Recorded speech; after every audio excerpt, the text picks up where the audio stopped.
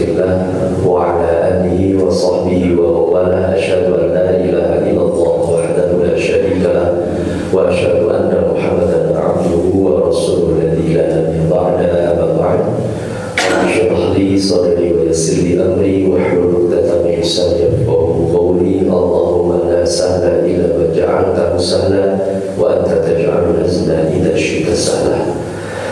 Baik hadirin Bapak Ibu semua yang diberkahi Allah, sehat-sehat semua. Alhamdulillah. Semoga Allah selalu memberikan kesehatan kepada kita, terkhusus keafiatan untuk kita. Kata Imam An-Nawawi, afiat itu bukan hanya sehat. Dia mengatakan ketika seorang hamba dilindungi oleh Allah, jasadnya, batinnya, dunianya, itulah bahkan akhiratnya, itu adalah yang disebut dengan afiat. Makanya Nabi di setiap pagi itu beliau berdoa, Allahumma inni as'alukal afwa wal afiyata fi dunya wal akhirah. Ya Allah, aku meminta kepada dirimu ampunan dan keafiatan di dunia dan di akhirat. Karena ada orang yang sehat tapi belum tentu afiat. Tapi kalau Allah berikan keafiatan, dia pasti sehat di dunia dan sehat di akhirat. Amin. Semoga Allah berikan keafiatan untuk kita semua. Amin. Bapak Ibu sekalian oleh Allah, ini saya tadinya mau bertanya ini kan beberapa pertemuan bersama Ustaz Dedi, alhamdulillah. Saya tadinya mau bertanya sudah sampai mana, tapi di pagi hari ini saya coba mungkin untuk menguatkan kembali. Kalaupun nanti ada nama-nama dan sifat-sifat yang sudah dibahas hadirin, ini sebagai mungkin ada tambahan informasi atau untuk menguatkan kembali kita memahami nama-nama dan sifat-sifat Allah ini. Di subuh kali ini kita akan membahas dua nama sekaligus Bapak Ibu semua, dan dua nama ini diantara nama dan sifat Allah yang paling mulia kata para ulama. Pertama, nama Allah itu sendiri. Yang kedua adalah Ar-Rahman. Dan para ulama menyebutkan nama yang paling mulia setelah Allah itu adalah Ar-Rahman. Makanya kita di dalam surat Al-Fatihah kita, Bismillahirrahmanirrahim. Nama yang Allah pilih setelah nama Allah itu adalah Ar-Rahman. Nah, hadirin Fatimah, apa makna Allah itu hadirin? Kalau kita ditanya oleh orang, apa Allah itu? Siapa Allah itu? Dari sisi bahasa, para ulama itu berbeda pendapat terkait dengan kata Allah. Allah ini berasal dari kata apa? Karena dalam bahasa Arab itu ada kata-kata yang memang dia itu mushtaq, derivasi turunan dari kata-kata yang lain. Ada kata-kata yang memang bukan turunan atau derivasi dari kata-kata yang lain. Nah, sebagian ulama itu mengatakan Allah itu adalah turunan kata dari kata ilah. Ini dalam tahlil kita ini, la ilaha. Ilah itu artinya ma'bud yang disembah. Maka Allah itu adalah salah satu turunan dari kata ilah, ma'bud. Tapi kata para ulama yang lain hadirin, Allah itu bukan berasal dari kata apapun. Karena kalau Allah itu berasal dari kata ilah, maka seolah-olah nanti ada ilah-ilah yang lain selain daripada Allah. Nah, kalau saya pribadi, saya ikut pendapat ulama yang ini, Pak, yang mengatakan kalau Allah itu berasal dari kata apa? Allah itu ya Allah. Allah yang langsung diajarkan nama Allah sendiri oleh Allah Subhanahu wa taala kepada kita semua. Nah, kalau kita bertanya, lantas apa makna Allah itu? Jadi, kalau makna Asmaul Husna yang lainnya ada makna-makna spesifiknya. Bapak Ibu semua mungkin tahu hadirin, Ghafur, Allah Maha Pengampun, Razzaq, Allah Maha Pemberi rezeki. Kalau Allah itu maknanya apa? Nah, hadirin, kalau kita ditanya apa makna Allah, ayat pertama di dalam surat Al-Ikhlas itu cukup untuk menjelaskan Allah. Ini ringkas sekali.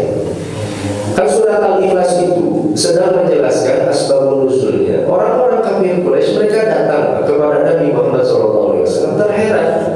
Nabi ini anak kemarin sore, anak muda yang bawa ajaran baru, tapi kok gak bawa Tuhan?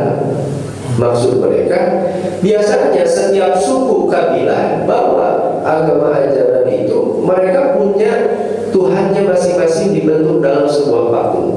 Mungkin terbuat dari batu, mungkin mereka buat dari emas, tembaga, dan dari bahan yang lainnya. Nabi Muhammad bawa ajaran, bawa Tuhan. Mereka kemudian bertanya kepada Nabi Muhammad, "Ya Muhammad, insib alina rabbak." Wahai Muhammad, tolong jelaskan kepada kami seperti apa Tuhanmu itu. Nah, ketika mereka bertanya kepada Nabi Muhammad SAW, maka hadirin Bapak Ibu semua, turunlah surat Al-Ikhlas. Ini membantah seluruh keyakinan yang keliru yang diyakini oleh orang-orang kafir Quraisy, bahkan orang-orang Yahudi, bahkan orang-orang Nasrani sekalipun ketika itu. Turunlah surat Al-Ikhlas ketika Nabi ditanya, seperti apa Tuhanmu itu wahai Muhammad? Qul, katakanlah Muhammad. Hadirin Bapak Ibu semua, kalau ada kata qul, biasanya kalau diawali dengan qul, kata para ulama itu memiliki beberapa makna. Pertama, qul itu ingin menekankan kepada Nabi Muhammad supaya memang benar-benar memperhatikan kalimat yang akan disebutkan. Yang kedua, qul itu kata Syekh Tontowi itu maknanya birrifqi wali, menunjukkan kelembutan. Nabi menjawab dengan lembut kepada orang-orang kafir Quraisy meskipun mereka belum mengenal Allah Subhanahu wa taala. Qul, katakanlah Muhammad, huwallahu ahad, dialah Allah yang esa. Hadirin diperhatikan ayatnya. Dalam bahasa Arab, kalau misalnya satu kalimat diawali dengan kalimat huwa, biasanya dhamir itu, kata para santri itu ada kata kembali kepada kalimat sebelumnya biasanya. Tapi kalau dhamir itu diawali pada dalam awal kalimat huwa, itu maknanya lita'zim, menunjukkan pengagungan kepada Allah Subhanahu wa taala. Sebenarnya ayat ini bisa saja dari sisi kalimat itu mengatakan seperti ini, qul Allahu ahad. Tidak usah menggunakan kata huwa. Orang Arab ketika mendengar kata huwa di awal itu, ini menunjukkan hendak menunjuk kepada sesuatu, bukan sesuatu yang remeh, tapi yang sangat agung dan sangat mulia sekali. Makanya diawali dengan kalimat huwa. Qul huwallah, dialah Allah yang agung. Kalimat huwa pun sudah mengagungkan, memuliakan Allah Subhanahu wa taala. Kemudian dijelaskan oleh Allah sendiri, qul huwallahu ahad, dialah Allah yang esa. Apa makna esa itu? Hadirin, perhatikan kalimat ahadun tanwin. Kata para santri yang belajar dasar ilmu nahwu bahasa Arab, tanwin itu maknanya litakmin. Hadirin, menunjukkan keumuman, maknanya umum. Katakanlah dialah Allah ahadun esa. Esanya maknanya umum. Esa dalam makna apa? Esa dalam perbuatannya, esa dalam zatnya, esa dalam sifat-sifatnya. Kalau orang Arab mengetahui ada yang maha kuasa, maka Allah yang ini esa dalam kekuasaannya. Kalau orang-orang kafir Quraisy melihat ada yang memberi rezeki, maka Allah yang ini esa dalam memberi rezekinya. Maka hadirin Bapak Ibu semua, nanti 99 nama yang akan kita pelajari itu dari kata ahad ini, nah, menunjukkan bahwa segala sifat kesempurnaan yang dimiliki oleh Allah Subhanahu wa taala, dialah Allah ahad, Allah yang esa, tiada duanya yang seperti Allah Subhanahu wa taala. Nah, maka ketika ditanya siapa Allah itu, Allah itu yang esa dari segala sifat kesempurnaan, kekuasaan, apapun kebaikan, dialah Allah yang esa. Makanya ini Bapak Ibu semua, kata Allah ini, kata para ulama, itu mencakup seluruh nama dari 99 nama Asmaul Husna. yang akan kita bahas itu sudah terkandung dalam kalimat Allah. Makanya kalau kita misalnya tidak tahu nama-nama dan sifat-sifat Allah yang lain, kata para ulama, cukup mengatakan Allah, maka seluruh nama Asmaul Husna itu terkandung dalam kalimat Allah. Baik di dalam surat Al-Hasyr ayat 23. Wallahu alladzi la ilaha illahu, dialah Allah yang tidak ada ilah selain daripada Dia, Al-Malikul Quddus Salamul Mu'minul Muhaiminul Azizul Jabbarul Mutakabbir. Ya, semua nama-nama itu sedang menjelaskan kalimat Allah, karena seluruh nama Asmaul Husna itu merujuk kepada Allah. Bapak Ibu sekalian Allah, maka di ayat kedua surah Al-Ikhlas itu menegaskan kembali hadirin, Qul huwallahu ahad, Allahus samad. Dialah Allah as-samad. Kalimat ahadun pakai tanwin, tapi kalau as-samad dia menggunakan alif lam. Alif lam dalam bahasa Arab itu maknanya litakhsis, menunjukkan perkhususan. Jika ahadun itu maknanya umum, esa dalam segala hal, as-samad Allah gunakan alif lam, itu maknanya takhsis, perkhususan. Maknanya apa? Dialah Allah, tempat bergantungnya khusus seluruh zat makhluk yang ada di alam semesta ini, semuanya bergantung kepada Allah Subhanahu wa Ta'ala. Seolah-olah dengan kalimat Allahus Samad saja, Nabi itu sedang menyampaikan kepada orang-orang kafir Quraisy, apapun Tuhan yang kalian sembah, siapapun Tuhan yang kalian sembah, yang kalian agungkan itu, semuanya bergantung kepada Allah yang ini. Ya, dengan kalimat Allahus Samad, lam yalid wa lam yulad, Allah tidak melahirkan dan Allah tidak dilahirkan, Allah tidak beranak dan Allah tidak diberanakan, karena Allah tidak bergantung kepada nasab. Ini bantahan orang Yahudi, itu kan menganggap bahwa Uzair itu putra Allah. Wa qalatil yahudu Uzairun ibnullah wa qalatin nasara al-masih ibnullah. Orang-orang Nasrani menganggap bahwa Al-Masih itu putra Allah. Bahkan orang-orang kafir Quraisy menganggap Allah itu punya anak perempuan. Siapa? Para malaikat. Di para malaikat itu ada perempuannya Allah, kata orang kafir Quraisy. Maka Allah sampaikan lam yalid wa lam yulad, Allah itu tidak beranak dan tidak diberanakan, membantah semua keyakinan yang tersebar ketika itu bahwa Allah itu punya anak. Wa lam yakul lahu kufuwan ahad, dan tidak ada satu zat pun jangankan melebihi kesempurnaan kekuasaan Allah, bahkan yang setara pun tidak akan pernah ada. Hadirin Bapak Ibu sekalian Allah, ini luar biasa ya Pak. Nabi ketika ditanya tentang seperti apa Tuhanmu itu Muhammad, gak usah ceramah 1 jam seperti saya Pak. Itu cukup dengan 4 ayat saja.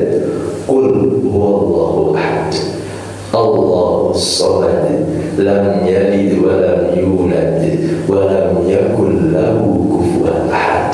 Cukup dengan 4 kalimat, maknanya begitu dalam, membantah semua keyakinan yang keliru yang tersebar ketika itu, dan bahasanya begitu indah. Perhatikan di setiap akhirnya dan. Ini dalam ilmu balaghah namanya saja'ah, mengakhiri setiap kalimat dengan huruf yang sama.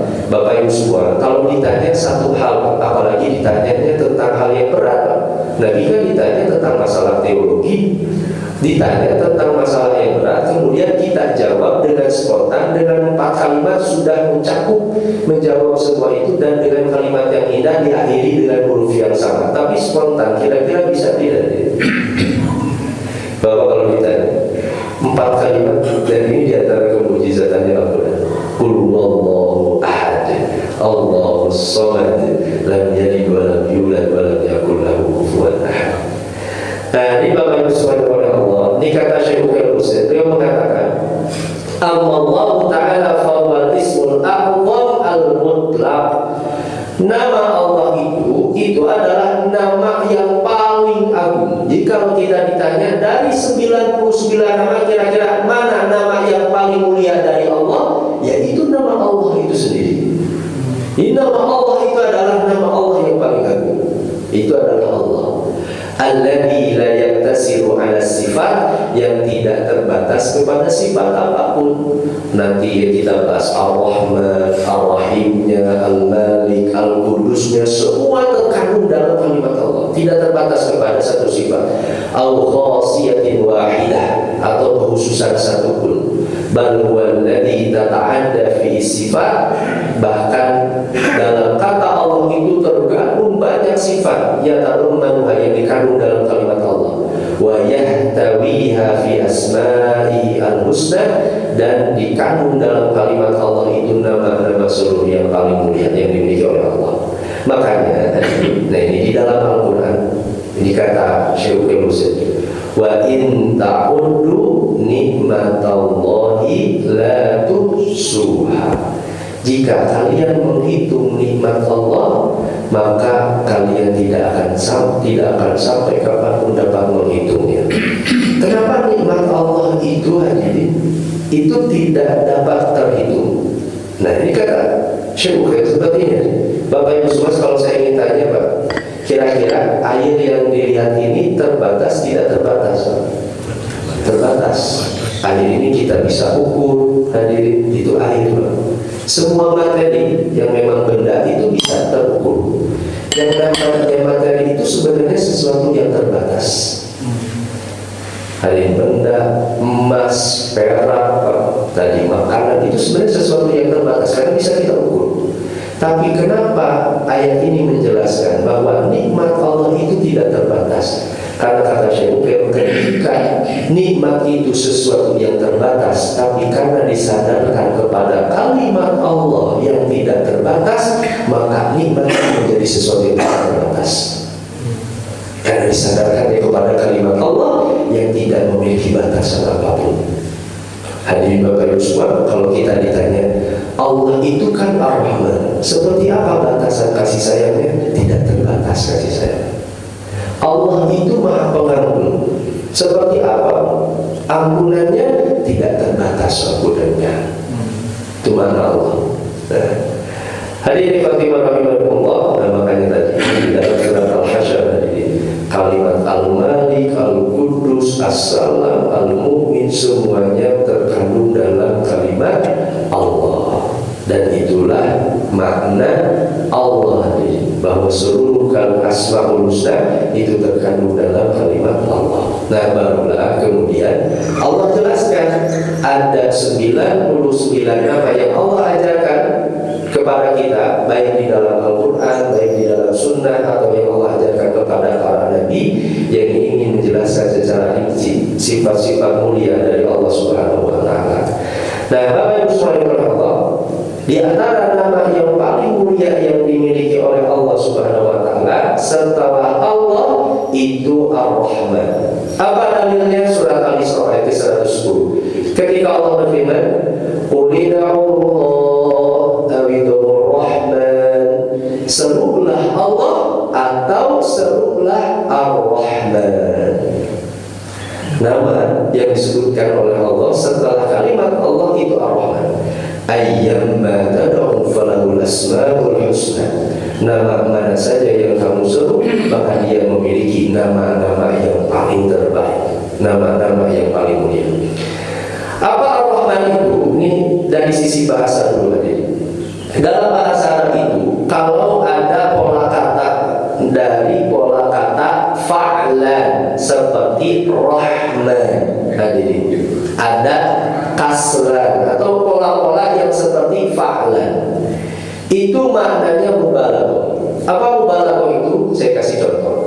Kalau ada orang dia sedang marah, namanya dalam bahasa Arab ghadib, dia marah. Tapi kalau dia sedikit-sedikit marah, pokoknya tiap hari marah saja, tukang ngambek, kayak pun gitu. Tiap hari marah saja. Itu dalam bahasa Arab namanya ghadban. Dia suka marah karena tiap hari marah.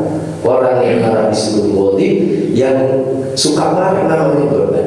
Nah, orang kalau dia sayang itu namanya rahim.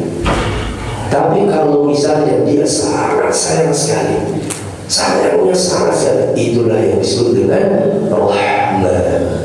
Makanya Allah disebut dengan Ar-Rahman. Nah, apa makna Ar-Rahman itu? Saya kutip pendapatnya ini Imam Al-Baghawi, beliau dalam tafsirnya. Kata beliau, Rahman itu berasal dari kata rahmat. Kita seringnya hadirin mengatakan semoga dilimpahi rahmat oleh Allah, ya. Semoga kita mendapatkan rahmat. Bahkan ada Bapak rahmat. Apa makna rahmat itu? Kalau kata Imam Al-Baghawi, tarku uqubatin man yastahiquha wa isdahul khair ila man la yastahiq. Yang disebut dengan rahmat itu adalah ketika Allah tidak menyiksa hamba padahal dia sangat layak untuk disiksa, dan Allah terus memberikan nikmatnya kepada hamba yang padahal dia tidak layak mendapatkan nikmat. Saya jelaskan tadi, saya ulangi lagi. Apa rahmat itu? Ketika Allah tidak menyiksa hambanya padahal hambanya itu harusnya disiksa, Pak. Dan ketika Allah terus memberikan nikmat padahal hambanya itu tidak layak untuk diberikan nikmat, maka itulah yang disebut dengan rahmat. Hadirin Bapak Ibu semuanya, kalau saya tanya Pak, kita jujur ya, berkaca kepada diri sendiri termasuk saya, kira-kira kita ini dosanya sampai hari ini sedikit atau banyak, Pak? Banyak atau banyak sekali ya? Banyak sekali atau luar biasa banyak? Kayaknya tiap hari kita pun ada saja mungkin kita menyentuh ilah, malas berbuat ibadah. Tapi sampai hari ini berapa dosa yang kita lakukan sampai hari ini Allah tidak menyiksa kita? Itulah rahmat Allah. Allah yang mengampuni kita meskipun berulang-ulang kali dosa itu dilakukan. Allah tunggu bagi kita untuk bertobat kepada Allah Subhanahu wa taala. Makanya dalam hadis qudsi ini luasnya ampunan Allah Subhanahu wa taala. Ya bani Adam, wahai anak cucu Adam, innaka ma da'awtani wa rajawtani. Selama engkau berdoa kepada diriku, selama engkau berharap kepada diriku, kata Allah, ghafartu laka walau aku ampuni dosa-dosamu dan aku tidak peduli. Ya bani Adam, wahai anak cucu Adam, lau balaghat dzunubuka 'ala as-sama', andaikan dosa-dosamu itu setinggi awan yang ada di langit, begitu besar dosa kita, tsumma astaghfartani, kemudian engkau beristighfar kepada diriku, ghafartu laka walau bali, aku ampuni dosamu dan aku tidak peduli setinggi apapun dosa yang kau lakukan. Ya bani Adam, wahai anak cucu Adam, lau ataitani bi qurabil ardi khataya, andaikan nanti kau datang menghadap diriku membawa dosa sepenuh bumi, seberat bumi, kata Allah, tsumma la tusyriku bi syai'a, selama engkau tidak menyekutukan diriku, la ataituka bi qurabiha maghfiratan, maka aku akan sambut dirimu dengan ampunan sepenuh dan seberat bumi pula. Luasnya ampunan Allah Subhanahu wa taala. Makanya itulah alasannya di Bapak Ibu. Kata Imam Al-Ghazali dulu ya, di awal pertemuan saya sampaikan, kenapa kata ghafur itu dibarengkan dengan kata rahim, Pak? Nanti kita akan bahas apa bedanya Rahman dengan Rahim. Ghafurur Rahim, Ghafurur Rahim. Karena kata Imam Al-Ghazali, kasih sayang yang paling terbesar yang Allah berikan kepada kita itu adalah ghafur, ampunan Allah. 70 lebih kali Allah mengulang di dalam Al-Quran, karena itu menunjukkan bukti terbesar kasih sayang Allah itu adalah ampunan, memaafkan. Kalau ada orang dia dizalimi, disakiti berulang-ulang, itu berat untuk memaafkan, berat sekali. Nah, Allah Subhanahu wa taala, Allah yang memberikan nikmat berulang-ulang kali. Mungkin kita hadirin melanggar larangan Allah, malas beribadah berulang-ulang kali, bahkan beratus-ratus kali, tapi Allah terus memaafkan kepada kita. Makanya dalam hadis qudsi yang lain Allah mengatakan, ana akhluqu wa yubadu ghairi, aku itulah yang menciptakan manusia, tapi kenapa manusia beribadah kepada selainku? Arzuku au atahabbaku bini'ami alaihi nas, aku sangat senang sekali memberikan nikmatnya kepada manusia, wa yatabaghadun yamurruna alayya bil ma'asi, tapi aku heran kenapa manusia itu terus menampakkan kebenciannya kepada diriku dengan bermaksiat kepada diriku. Padahal aku senang kata Allah memberikan nikmatnya. Dan ini luasnya ampunan Allah. Rahmat itu ketika Allah tidak menyiksa seorang hamba padahal dia itu layak sekali untuk disiksa. Jadi itulah rahmat Allah Subhanahu wa taala. Bapak Ibu subhanahu Allah, bahkan dalam Al-Quran ini saya tersentuh sekali dengan salah satu ayat di surat Al-Buruj. Begitu luasnya kasih sayang Allah kepada kita. Di surat Al-Buruj jadi Allah sampaikan, innal ladzina fatanul mu'minina wal mu'minat tsumma lam yatubu falahum 'adzabu jahannam wa lahum 'adzabul hariq. Kan surat Al-Buruj itu kan menceritakan tentang ashabul ukhdud. Ashabul ukhdud itu orang-orang yang dibakar di satu parit, dibakar hidup-hidup karena mereka hanya beriman kepada Allah. Dulu kalau Bapak Ibu semua kita baca tafsir, kata para ulama, ayat ini berbicara tentang dulu ada seorang raja yang dia mengaku sebagai Tuhan, dipaksa rakyatnya untuk beriman kepada rajanya. Maka orang-orang yang beriman kepada Allah itu menolak, tetap ingin beriman kepada Allah. Maka dibuatlah satu parit oleh raja itu, puluhan ribu orang dibakar hidup-hidup di parit itu. Kira-kira hadirin Bapak Ibu semua, itu dosa kecil, dosa besar Pak? Dosa membunuh satu nyawa pun itu dosa besar. Apalagi puluhan ribu yang beriman kekasih Allah dibakar hidup-hidup. Itu dosa besar sekali. Tapi perhatikan ayatnya, kata Imam Hasan Al-Basri, innal ladzina fatanul mu'minina wal mu'minat, sungguh orang-orang yang menyakiti laki-laki beriman, dia bunuh, dia bakar hidup-hidup. Dan termasuk perempuan-perempuan yang beriman dibakar hidup-hidup. Kemudian apa kata Allah? Summa lam yatubu, kemudian mereka tidak bertobat. Perhatikan kalimat ini, kata Imam Hasan, ada orang dia membunuh puluhan ribu kekasih Allah Subhanahu wa taala, tapi masih sempat-sempatnya Allah mengatakan summa lam yatubu, kemudian mereka tidak bertobat. Masih sempat-sempatnya Allah mengajak bertobat kepada mereka. Andaikan mereka bertobat meskipun puluhan ribu nyawa kekasih Allah dibakar hidup-hidup, kata Imam Hasan Al-Basri, pasti diterima tobatnya oleh Allah Subhanahu wa taala. Begitu luasnya kasih sayang Allah Subhanahu wa taala. Apalagi kita hadirin Bapak Ibu semua, masa lalu kita yang mungkin kita pernah melakukan kesalahan, dosa, maka begitu luasnya kasih sayang Allah. Ini yang disebut dengan Ar-Rahman. Wa istamul khair ila man la yastahiq, dan Ar-Rahman itu kata Imam Al-Baghawi ketika Allah memberikan nikmat kepada orang yang dia itu tidak layak diberikan nikmat. Hadirin Bapak Ibu, saya tanya Pak, ada orang dia bermaksiat, lama bermaksiat, saya tanya dia diberi rezeki tidak sama Allah Pak? Diberi. Ada orang kufur kepada Allah Pak, kafir keterlaluan, kira-kira diberi rezeki oleh Allah? Tetap diberi rezeki. Itulah yang disebut dengan Ar-Rahman. Makanya satu waktu jangan kita bisa, kenapa kok ada orang dia itu jarang sholat, bahkan kufur kepada Allah, tidak beriman, tapi kok usahanya lancar? Itu bagian dari rahmat Allah, menunjukkan luasnya kasih sayang Allah Subhanahu wa taala. Nah, hadirin khotibah Allah, makanya kata Syekh Al-Utsaimin, dia mengatakan, ini Syekh Al-Utsaimin ini punya kitab namanya Mawsu'ah Al-Asma'il Husna, ensiklopedia Asmaul Husna. Cuma agak memang bahasanya agak berat.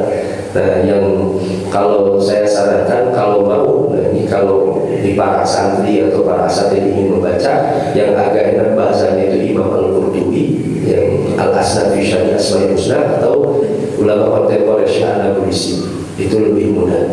Nah, kalau kata beliau Syekh yang mengatakan apa yang disebut Ar-Rahman itu, alladzi rahima kafata khalqi, dialah Allah yang memberikan kasih sayang kepada seluruh makhluknya.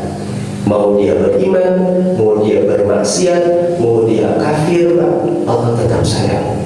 Itu luar biasa. Itu adalah Ar-Rahman. Nah, bi an khalaqahum awsa'a 'alaihim fi rizqihim, di mana Allah menciptakan mereka dan Allah meluaskan rezeki mereka. Hadirin Bapak Ibu subhanahu Allah, bahkan ini luasnya kasih sayang Allah subhanahu wa ta'ala Allah sampaikan ini di dalam hadis, innallaha azza wa jalla yabsutu yadahu bil-lail, sungguh Allah itu membentangkan tangannya di malam hari, liyatuba musii'un nahar, agar orang-orang yang berdosa di siang hari bisa bertobat kepada Allah. Ada orang yang bermaksiat di siang hari, sampai malam Allah tunggu dia beristighfar tidak sampai bertobat tidak. Bahkan ada 2 malaikat yang akan mengiringi kita. Kalau amal baik tadi pasti langsung dicatat oleh para malaikat, disuruh oleh Allah. Tapi kalau kita melakukan dosa, maka malaikat pencatat amal buruk tidak akan mencatat terlebih dahulu, dan mereka akan menunggu sampai kita beristighfar dan bertobat. Mereka akan menunggu dulu, tidak akan dicatat dosa itu sampai akhirnya kita tidak beristighfar dan bertobat, dan kemudian dicatat oleh para malaikat jadi keburukan. Wa yabsutu yadahu bin-nahar, dan Allah membentangkan tangannya di siang hari, liyatuba musii'ul lail, agar orang-orang yang berdosa di malam hari, pagi harinya, siangnya Allah tunggu dia bertobat tidak atau beristighfar. Hatta tatlu'a syams min maghribiha, sampai hari kiamat tadi dicoba, sampai matahari itu nanti terbit dari barat, baru kemudian tertutup kesempatan itu. Orang berbuat dosa, sampai kapan Allah membuka pintu tobat itu? Sebesar apapun dosanya, sampai hari kiamat Allah buka. Sampai hari kiamat Allah buka siap menerima tobat itu. Hadirin Bapak Ibu semua, makanya kalau ada orang bertanya, dosa apa yang tidak diampuni oleh Allah?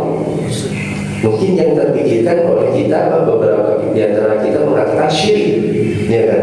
Karena kan di dalam surat An-Nisa, innallaha yaghfiru an yushraka bihi, innallaha la yaghfiru an yushraka bihi, Allah akan mengampuni dosa di bawah syirik, tapi Allah tidak akan mengampuni dosa syirik di surat An-Nisa. Nah ini Bapak Ibu semua, kalau ada orang dia kafir, dia musyrik, bahkan musyrik sebesar Fir'aun sekalipun, hadirin, dia musyriknya besar sekali, dia mengaku sebagai Tuhan. Tapi andaikan orang kafir itu ketika di dunia bertobat kepada Allah, dia beriman, mengucapkan kalimat syahadat, kira-kira diampuni tidak Pak dosanya? Diampuni. Maka hakikatnya kata para ulama, tidak ada dosa sebenarnya yang tidak diampuni oleh Allah.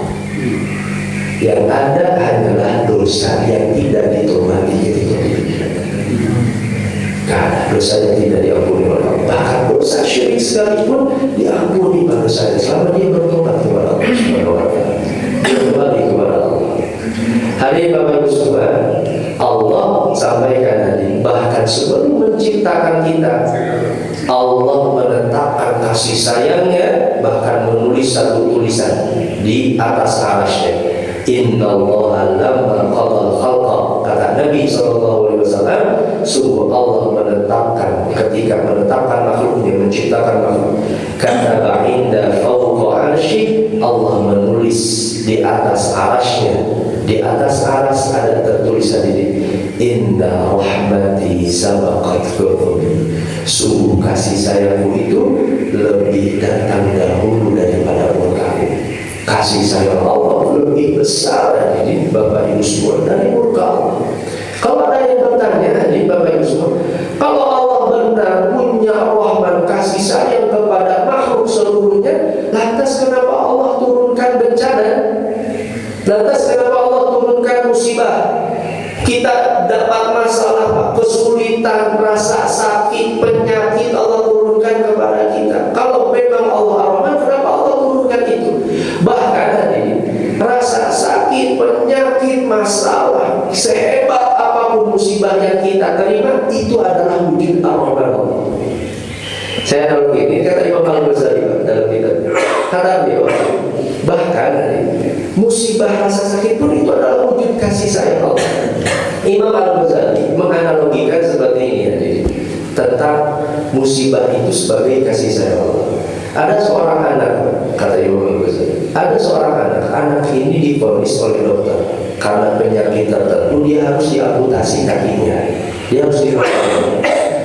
Kemudian dokternya sampaikan kepada orang tua, Pak, Ibu, mohon maaf, anak jika tidak dipotong khawatir penyakitnya akan semakin membesar, dan makanya kami akan mengamputasi, memotong kakinya. Kata dokter harus melakukan tindakan seperti itu.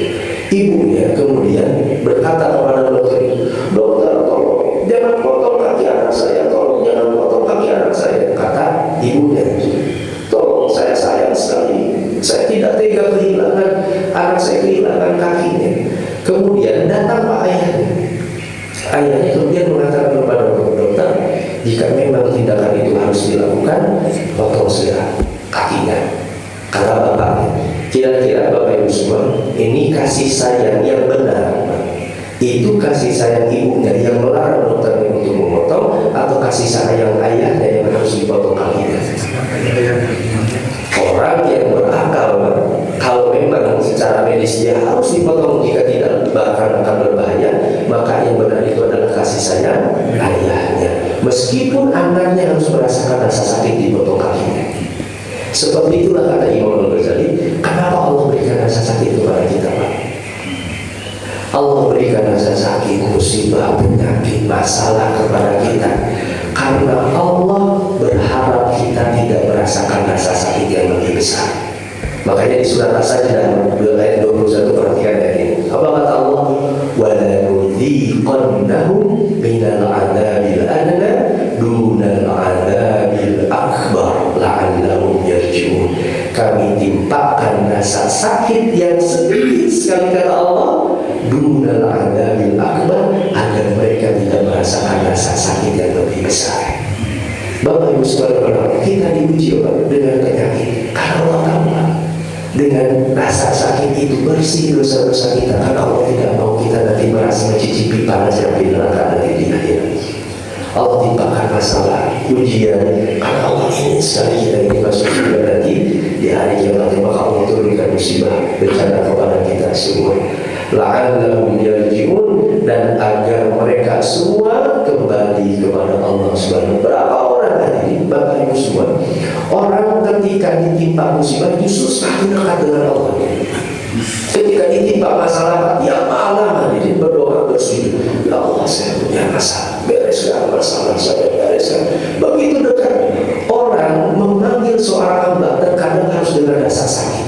Karena begitu sayangnya Allah kepada hambanya, Allah rangkul, Allah peluk hambanya dengan cara menurunkan masalah. Karena begitu sayangnya Allah SWT kepada hamba itu. Tapi berapa orang ada justru kadang ketika diberikan nikmat dia lalai, jauh dari Allah SWT. Allah harus paksakan dia mendapatkan rasa sakit itu supaya dibangun. Berapa orang ada ketika masalah begitu dekat, beres masalah, beres sholat malamnya, beres sholat tahajudnya, dia tidak kuat lagi berdoa kepada Allah, dia tidak kuat lagi bergantung, bersandar kepada Allah ketika dia tidak memiliki masalah. Maka kata Imam Al-Ghazali, justru di antara wujud kasih sayang Allah Subhanahu wa Ta'ala itu justru terkadang dengan rasa sakit yang Allah timpakan kepada hamba-hambanya. Bahkan musibah sebesar apapun itu bahkan tidak lepas dari rahmatnya Allah Subhanahu wa Ta'ala. Hadirin rahimakumullah, maka cukup di antara 114 surat Allah tulis satu surat, yaitu surat Ar-Rahman, yang menjelaskan tentang luasnya kasih sayang Allah. Ar-Rahman, Allamal Quran, Al-Quran yang kita pelajari di antara wujud kasih sayang Allah. Khalaqal insan, Allah menciptakan manusia. Kenapa Allah menciptakan kita? Karena Allah ingin mewujudkan hamba-hambanya, makhluk yang merasakan besarnya kasih sayang Allah. Allamahul bayan, dialah Allah yang menjelaskan, yang mengajarkan penjelasan. Berapa kali di dalam surat Ar-Rahman Allah ulang, fabi ayyi ala'i rabbikuma tukadziban. Nikmat mana lagi yang harus kita dustakan? Bahkan kasih sayang yang kita rasakan tadi dalam seluruh kehidupan kita. Wallahu a'lam bishawab. Hanya itu mungkin dari Bapak Ibu semua yang berkenan Allah yang bisa sampaikan pada kesempatan ini. Nah, insyaallah nanti kita akan masuk ke Ar-Rahim nanti. Apa perbedaannya Ar-Rahman dengan Ar-Rahim, dan nanti kita bahas kenapa Ar-Rahman itu harus disandingkan Bismillahirrahmanirrahim. Nah, padahal Ar-Rahman Ar-Rahim itu satu akar kata yang sama dari kata Rahman. Nah, jadi insyaallah kita akan bahas di pertemuan yang akan datang. Hari itu mungkin hadirin, alhamdulillah pada kesempatan ini kalimat Allah dan Ar-Rahman sebenarnya semoga semakin menguatkan kita hadirin bahwa kita memiliki Allah yang begitu sayang kepada kita. Orang yang dekat faham dengan Ar-Rahman, dia tidak akan pernah putus asa, dia akan merasa tenang hidupnya karena ada Zat yang Maha Kuasa yang siap menyayangi, melindungi. Bapak Ibu semua ketika sholat menyebutkan Bismillahirrahmanirrahim, bahkan diulang lagi Ar-Rahman Ar-Rahim. Ketika menyebut Ar-Rahman, ingatlah dia Zat yang siap senantiasa apapun menyayangi kita semua. Wallahu a'lam bishawab. Dan itu mungkin ada Bapak Ibu semua yang berfaham. Ini sebelum ditutup ada yang ingin disampaikan, ditanyakan, boleh silakan.